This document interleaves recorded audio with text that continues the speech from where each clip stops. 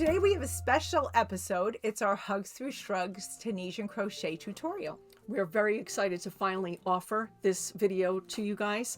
It took some time to get everything pieced together, including then incorporating the new yarn that we shared with you in February that we have made for a special. We can now put that in some Tunisian crochet shrug kits if anybody's interested in making a shrug for a mom.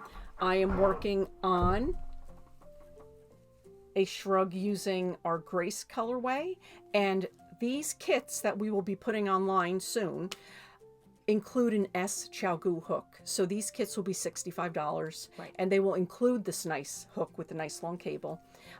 We don't have any made yet. We have to finish this one. I'll weigh it, and then we will know how much to wind off of these. Yes, and we'll make those kits, which will again include the hook. But it is a very fast way. All of our makers, sometimes they go back to knitting or crochet, but they always dip into their Tunisian crochet skills. Well, and I think that I've knit one shrug, and last year I knit about 120 shrugs because the Tunisian crochet was so much faster.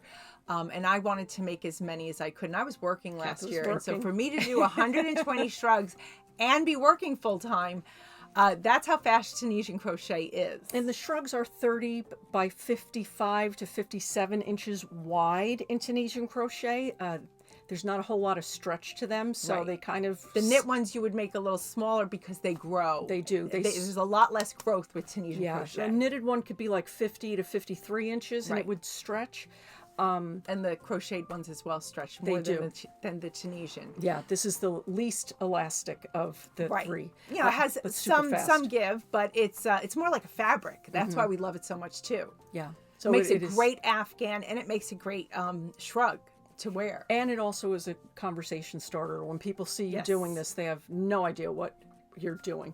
So that being said, if a shrug is too much, you don't have the time to do something so big, or you just want to start with something smaller, our exciting news is that we are now shipping shrugs to the Ronald McDonald House that supports families with children at the Children's Hospital of Philadelphia, also known as CHOP, and up to Providence Ronald McDonald House, which is the only Ronald McDonald House in Rhode Island, and they take care of families with children being treated at Hasbro Children's Hospital. So every one of our care packages has, for the children, our little Stay Strong Bear Buddy, and he wears a little Courage Cape. Which is Tunisian crochet. So that's where, yes, at the end of this, after our tutorial that we're going to insert, we do have the quick little lesson to make these tiny capes.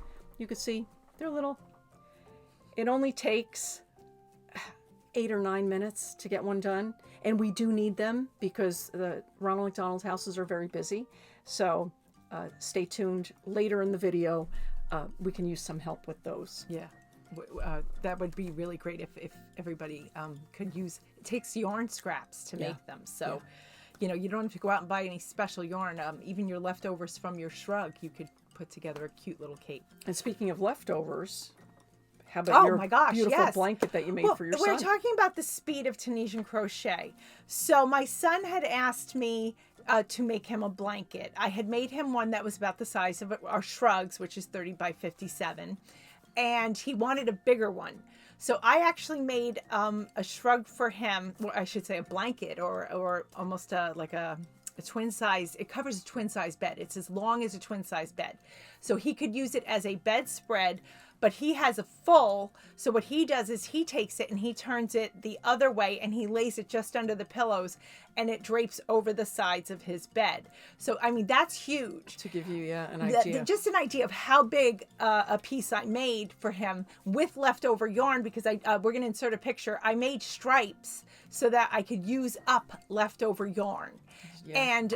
And I did. I used a ton of my leftovers, and he loves his blanket, and I made that in 5 days. Yeah. So that is a huge and boy, finished it's piece. Cozy and it's really He nice. loves it. And it is a blanket. And if this is your first time watching our videos, a shrug is a blanket sweater. Right. So you're making a blanket 30 by 55 to 57 in Tunisian. And on our website, you'll see you fold the corners in towards the center and lace a small seam, leaving a little opening for the mom's hands to go through. It becomes a blanket sweater. And we lace them closed. We don't seam them closed because the mom receiving it might want to wear it or use it like little Eddie does as a blanket. Right. And a 30 by 57, mine had to be at least 3 shrugs. It was big. Big. So nice. And it's, and again, 5 days, you know, and usually a shrug for me last year, but with working, that's difficult. This year, I would say I could do a shrug in probably 2 days. Oh, yeah. You know, but I'm not working now, so I can focus a little more. But it doesn't take long. It's way faster than knitting, way faster than crochet for you guys. So we hope you enjoy this, and we'll see you at the end. Okay, let's begin our tutorial by taking a look at this Tunisian fabric. It's actually a shrug that I'm working on now with our Shrug Club kit in the colorway Grace. And I'm using a U-hook for this Tunisian project. Even though our Shrug Club kits are intended for knitting and crocheting on 15mm hooks and needles, that's a US 19 or a Q crochet hook. Tunisian crochet requires you to go up multiple sizes in your hooks and needles.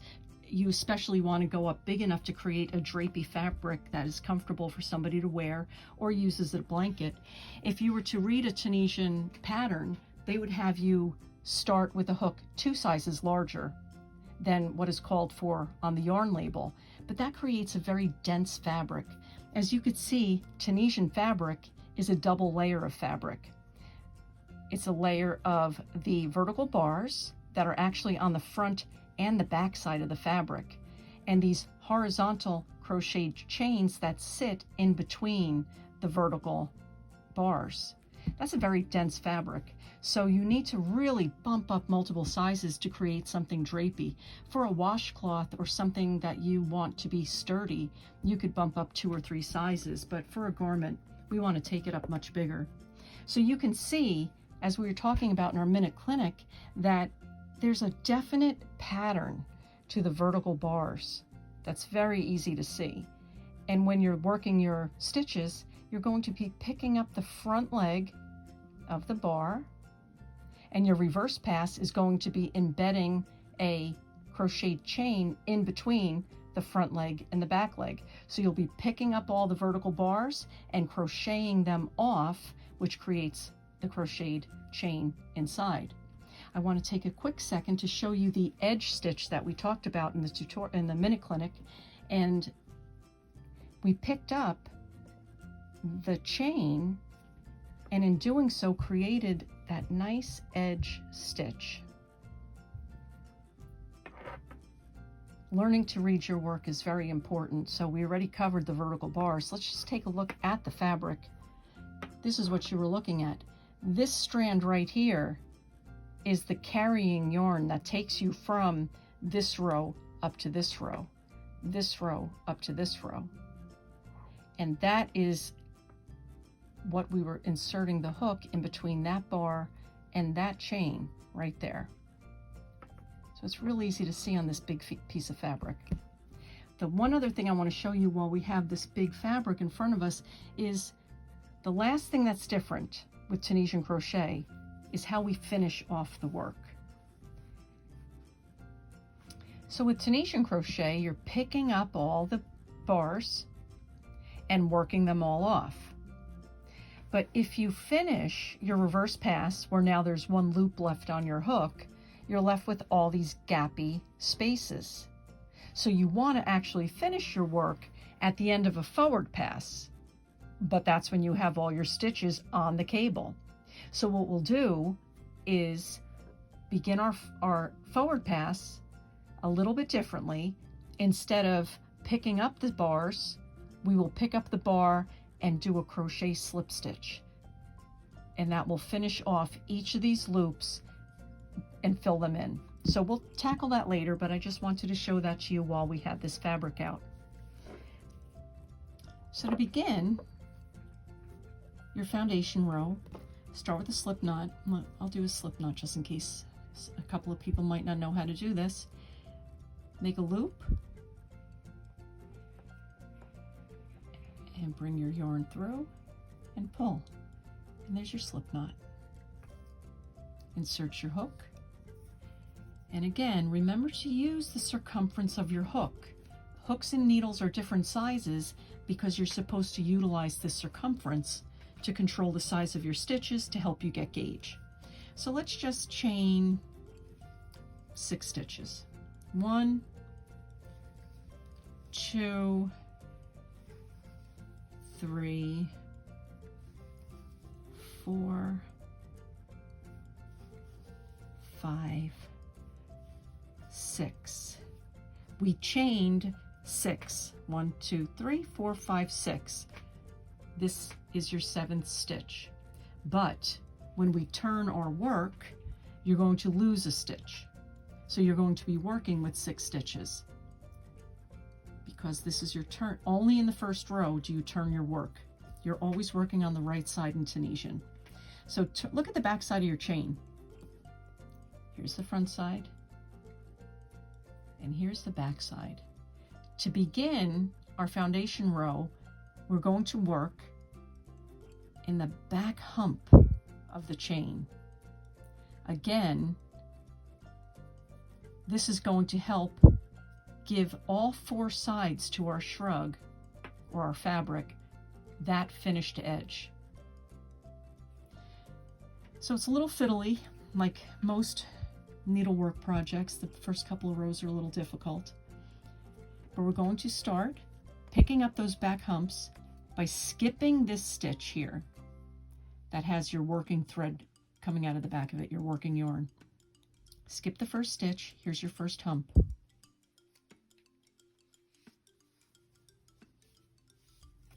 Take a look again. That's a hump, hump, hump, hump. Use the circumference of your needle and pick up that hump. Pick up this hump. Pick up this hump. And one more. And now we have 6 stitches on our hook. 1, 2, 3, 4, 5, 6. Now, as you already learned in our minute clinic, you know what to do. Yarn over, pull through 2.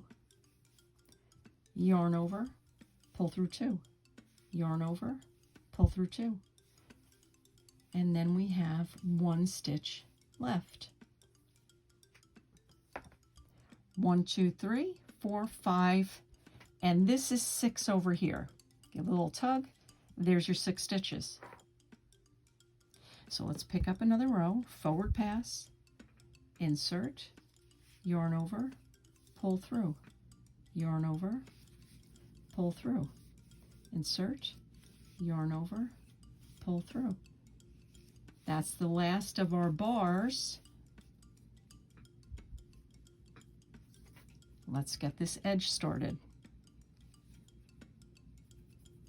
There's the strand that carries up from our chain, in this case, because it's our foundation row that we're building on. And there's that chain we just made. So let's insert our hook in between those. First row's a little fiddly. And pull through. Now there is our foundation row. Let's do a reverse pass. Yarn over, pull through 2.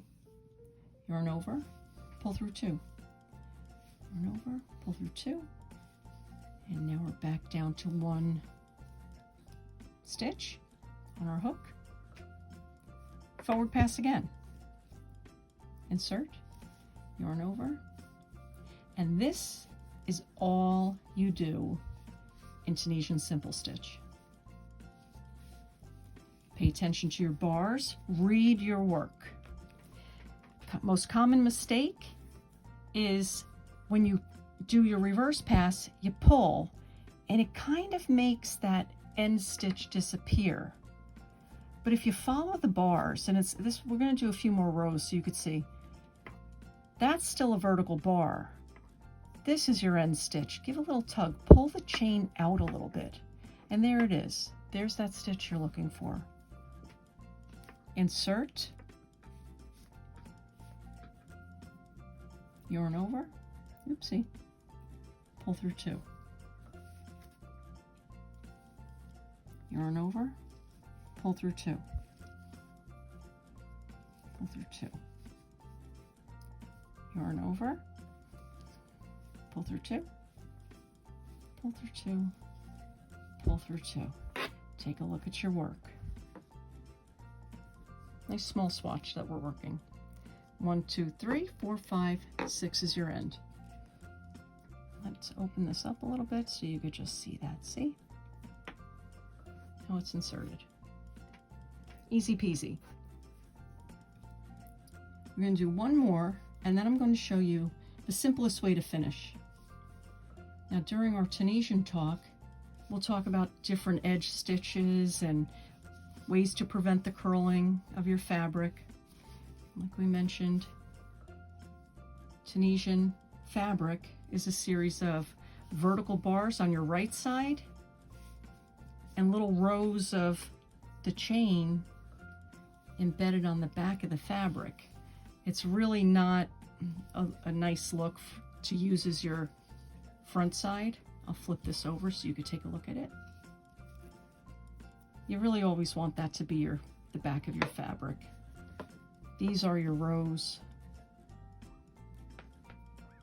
of chains. You'll see it a little bit better after we get more fabric done.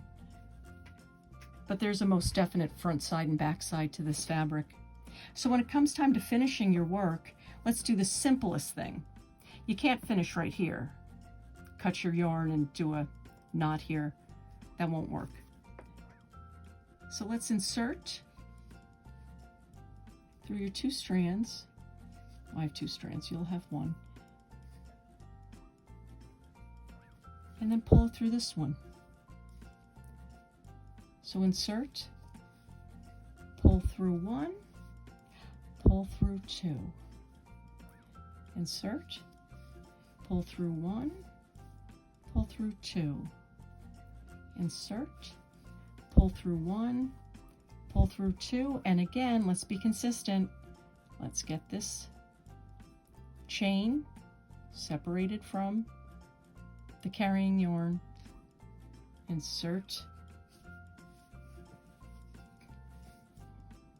pull through. Let's cut our fabric. Let's cut our yarn. Okay. And pull that tail through. And you can see that gave us our nice top loops, side loops. That's our first chain where we picked up the back humps, and that side. And that is all there is to Tunisian crochet.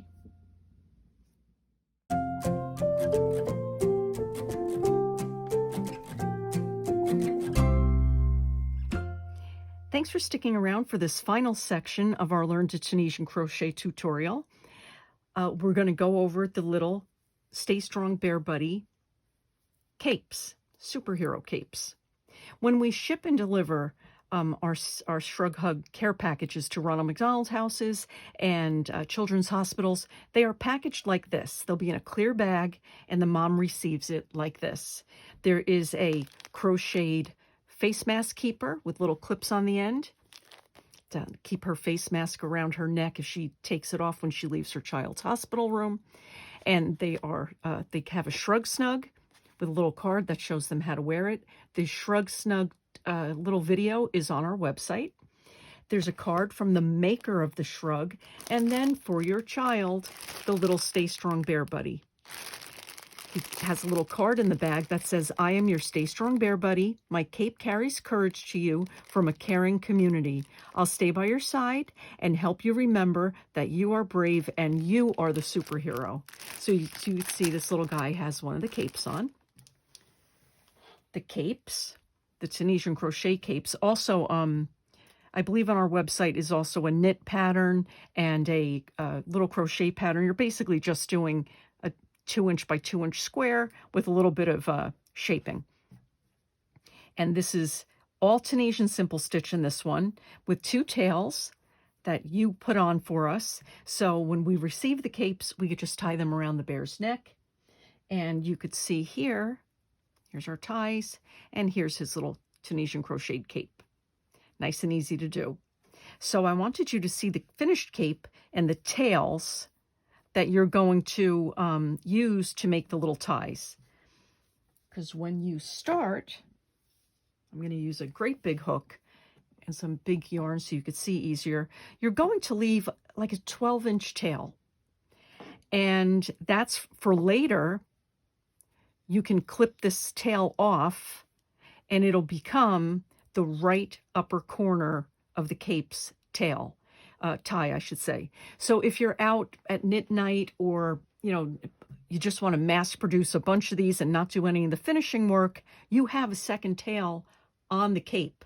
So you don't have to worry about running out of yarn. You always have a matching second tie to use later. So leave that long tail. And the pattern is simple. It's 10 stitches and it's 6 rows in total. On the 6th row, you're actually doing your binding off. So let's start. And this is also a little overview of Tunisian crochet. So even if you're not interested in making the bear buddies, just remember to zip ahead to this portion of the video, and it'll be a quick overview of the lesson you just learned. 1, 2, 3, 4, 5, 6, 7, 8, 9. There's the 10 stitches. Now, flip over your chain and pick up the back humps. Here's 1, 2 stitches in total because the slip knot the slip knot counts as 1. 1, 2, 3, 4, 5,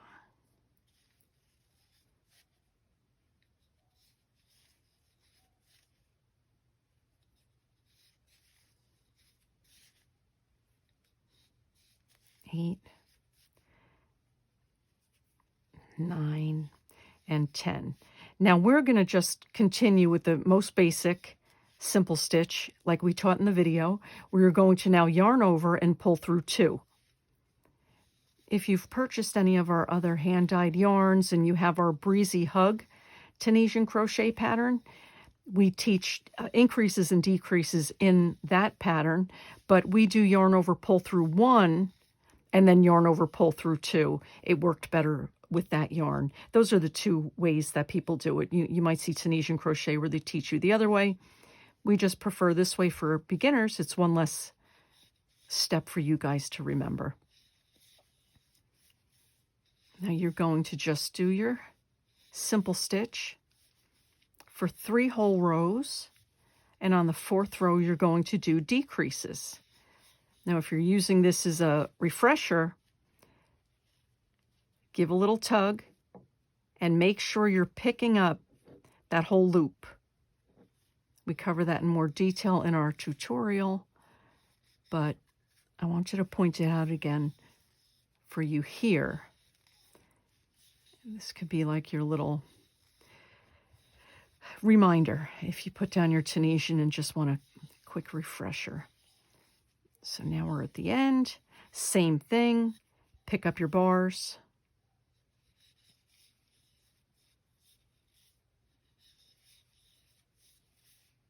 Remember, your stitches have a front and a back leg, and you are inserting your hook in between the front and back leg.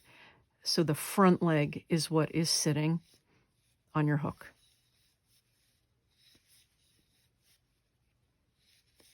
And give a little tug and make sure you're inserting the hook between,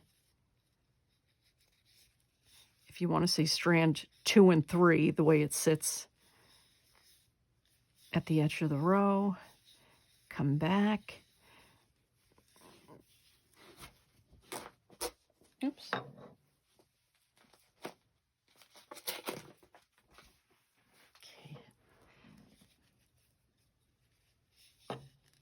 Now to read your work, we have to count the rows. We have 1, 2 completed. This is row 3. So do that one.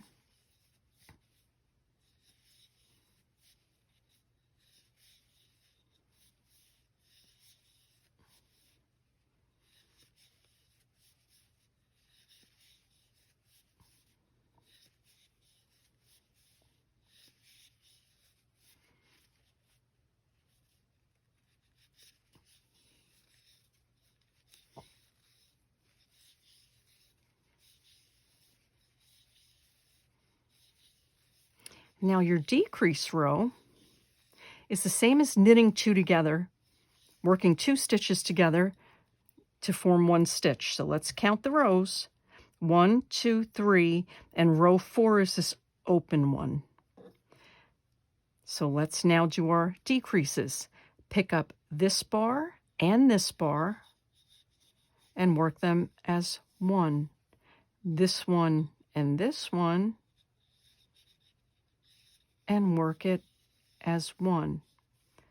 This one and this one. This one and this one. And your end stitch.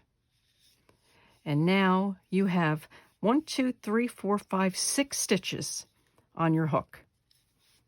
Now do your reverse pass, same as usual, yarn over, pull through 2. And on the last row, we have to work one more. Work row 5, working those 6 stitches in Tunisian simple stitch. I almost jumped ahead to row 6. Sorry about that. That is row 5. Reverse pass. And now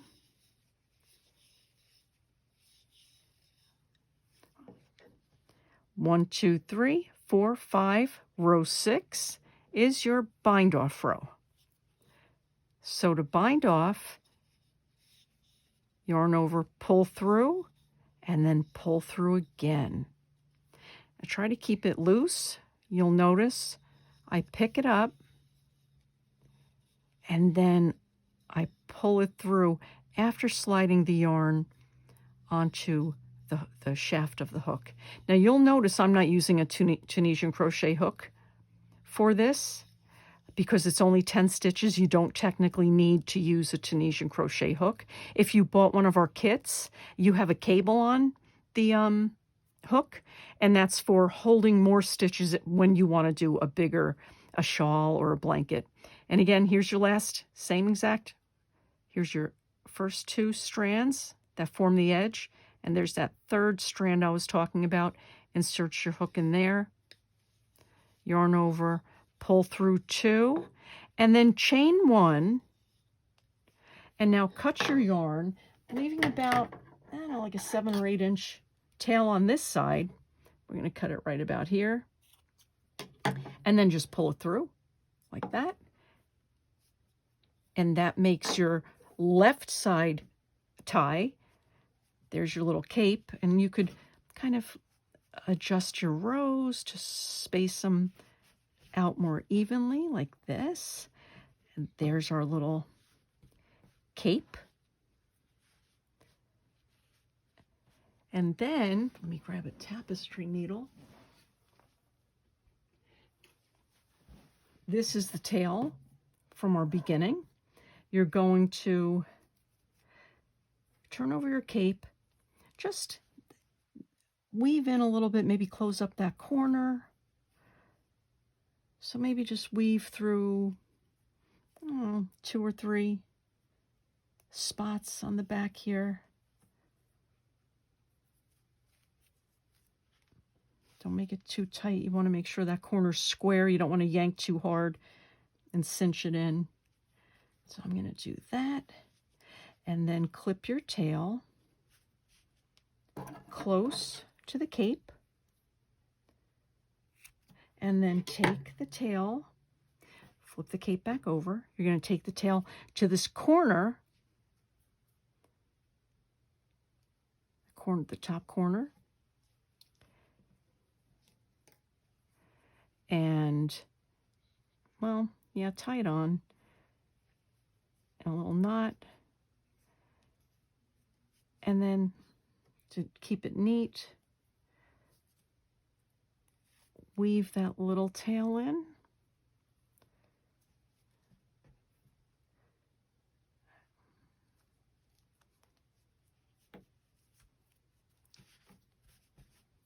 And then clip it.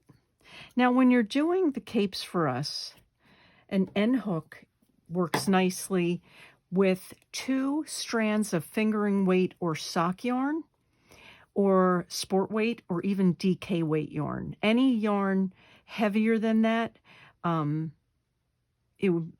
cape would be a little bit too dense. Then we like to knot the ends, especially if you're using 2 strands. This is a fat yarn, so you'll really only need 1 knot. But what we like to do with our fingering weight yarns, when you have a double, even if you wrap the yarn around your finger twice and then tuck the tail through and neaten up your knot, and then knot it again, because it makes it more like a little pom-pom on the end. Sometimes we'll even do it 2 or 3 times with the thinner yarns, just to make it more of a little end. Let me do, see that one was just a single knot. You see the difference? So if you wrap it around your finger twice, it really bulks up the knot. I am going to make this one a little bit bigger, even though this is not going on a bear. But the chubbier pom-pom does look a little bit nicer. And that is how you make the little bear buddy capes. Well, welcome back. I hope you all enjoyed the tutorial. Wasn't that hard? And if you enjoyed that new skill, hopefully you'll enjoy future episodes where we're going to introduce increases and decreases. And I'm going to be doing 2 tutorials. One is where I introduce the Tunisian full stitch by doing a waterfall, what I call a waterfall wrap. So, and another one is a beaded wrap where I add beads to Tunisian crochet. Kath, you have them. Show, this is, Kath designed this pattern. So we will have the pattern available. And this yarn was done with our huge cakes. We have a few of them. So we will try to kit up a few in time for this class.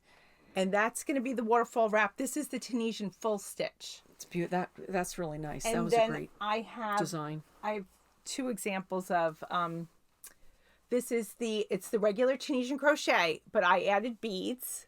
So there's this one, and then I had done one in our Gilded Age. This is the one I'm going to use as the on the tutorial, and that one is the Tunisian stitch with the beads added. And those are just beads from Michael's. So, you know, just go pick up some beads and Kath will work you through that. That technique is gorgeous. And it's a lot of fun. That really adds such a nice body to the... yeah, a little weight to the end so it stays on. It's really beautiful. Plus the technique, the way that I do the beads, you don't have to string them. And you can add a bead anywhere to any piece you're working on, whether it's knitting, crocheting, or Tunisian crochet. It's a lot of fun. So stay tuned for that. And we hope you enjoyed this episode. Yeah. We're happy to finally share Tunisian crochet with you all. Enjoy it, and we'll see you next time.